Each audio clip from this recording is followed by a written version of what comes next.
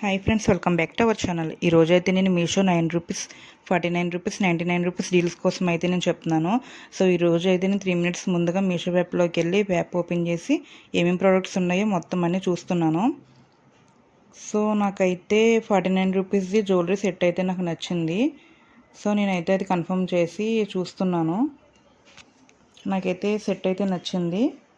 2 minutes అయితే time అయితే ఉంది. ఇంకా ఇది రియల్ ఆర్ ఫేక్ అని చాలామంది అడుగుతున్నారు. ఫేక్ అయితే కాదండి, ఇదైతే రియల్గానే వస్తున్నాయి.